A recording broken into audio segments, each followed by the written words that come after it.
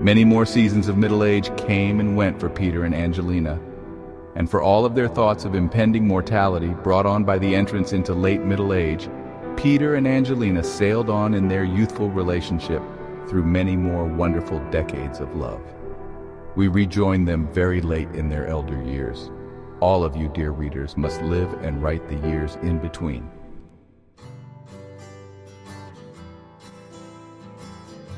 In their old age, Peter and Angelina were still somewhat sprightly since they had eaten right, stayed out of direct sunlight, and had gotten plenty of exercise from tennis, walking, and lovemaking. But life, too, had taken its toll, and so they needed extra sleep at times, plus much loving care through illnesses. They enjoyed a slower, gentler style of adventure and passion, but even all the more they could pause now and appreciate life's wonders at this slower pace, and observed in a new light what they had sometimes raced past in their youth when they were as fleet of foot as deer. Now the mountain had to come to them. They felt comfort in its bulk, and the old memories welled and made each day bright. They had to move back into town since the farmhouse became too remote for them.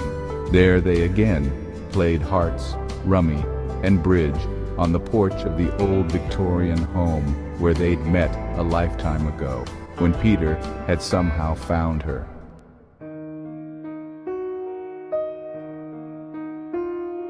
How was your life? Very fine, and if I had to live it once more, I'd love you all over again. And another round for me too. Here, here. Ditto.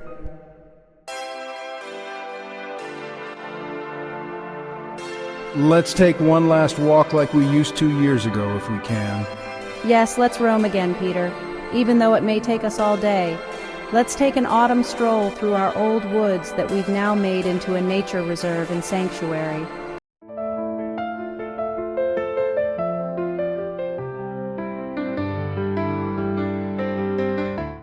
Yes, I'm feeling extra energetic today for some reason.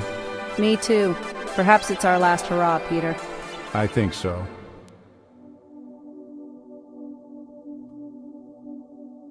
Angelina and Peter, already in very old age, somehow were able to take a long stroll into the forest that they had known long, long ago. It had been an unusually long autumn, and now, on a warm day in early November, a few leaves yet hung upon the trees, having drunk deeply of the excessive warmth and moisture that had prolonged the season. But there was frost on the morn, and most of the ducks had flown, so there was a certain feeling that this day would be Peter and Angelina's farewell to autumn. They'd often sought refuge here from the noise of day in the quiet recesses of the nature sanctuary, languishing here on those legendary summer afternoons when down by the creek they'd play where no one but the fishermen knew. There they'd eat lunch and read new poems to each other, and then lounge through the afternoon with naught but the wandering airs as a warm blanket. But now the second season blossoms were raising their final cheer. They broke open a bottle of apple cider and gave each other a sip. They soon found the path and followed it as best they could, often having to sweep aside the pesky briars with a stick, deftly giving way to the poison ivy.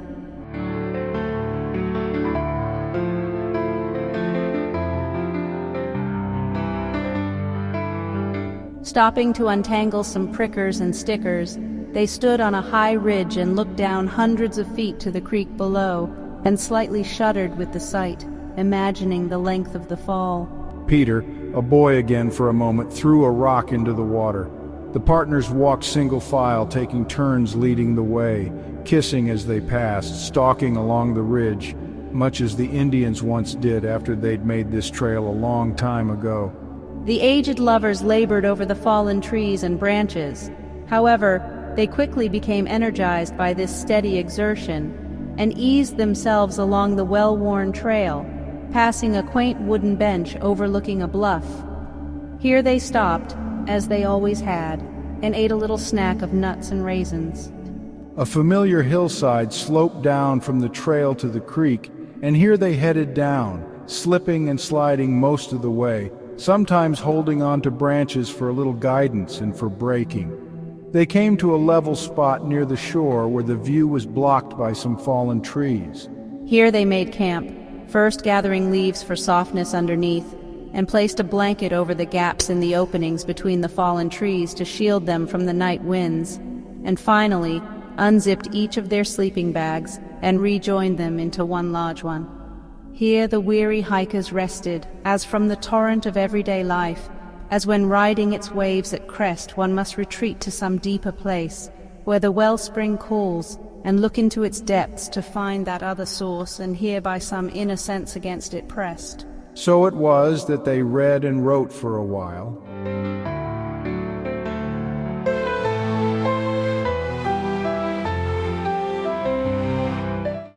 Up above they could see the blue sky between some of the yellow leaves that yet remained on the branches. Now and then a grasshopper was discovered on the log next to them, and they were glad to have such a visitor. Ducks and geese flew overhead, and all they could hear was the wind in the trees. Supper was a chicken club sandwich with apple cider. The warmth of the day flooded all about them during the afternoon. Peter picked up a beetle in his hand, along with an assortment of little sticks and twigs.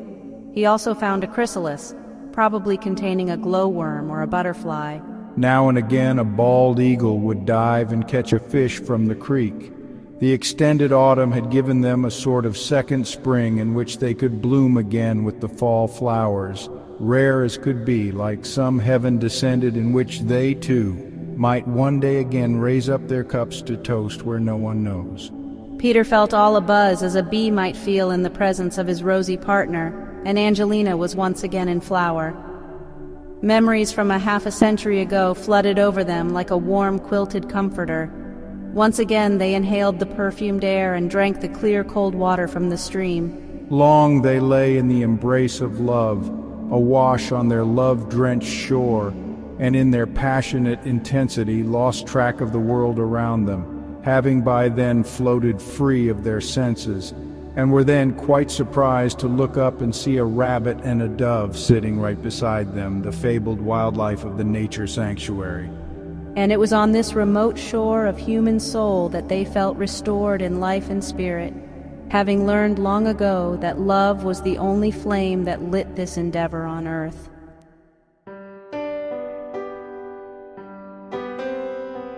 The sun was setting early, as it was wont to do on a November day. They looked up, dumbstruck by the silence of this change whereby the breezes suddenly fainted, dying in the half-light, as all around them, in some sort of caress suspended, the departing day softly kissed the arriving night. And it was for this moment that the airs had slowed, now waiting for those lovers to brood and hold back the death of dusk, if just for a little while, for the night's dark shadow was terribly ponderous and pending. Dead calm descended, and for those timeless instants stretching on into moments, they too felt neither here nor there, but in twilight. The day's gold turned into a jeweled night of sapphires, rubies, and emeralds, like autumn's last fireflies sparkling in the sky, soon, though, perhaps, to turn from stars into snowflakes. One last word in her journal Angelina wrote just before she closed it for lack of light.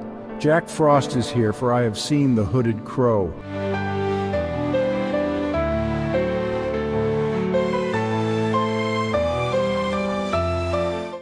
A chill swept the air, and they quickly bundled into the sleeping bag, warm within, as in each other's arms they lay. They said good night and goodbye too, and soon drowsed fast away like two insects hibernating in a fluffy cocoon, while somewhere out in the woods the season's last crickets found that they could sing no more, and the frogs headed for the bottom of the pond.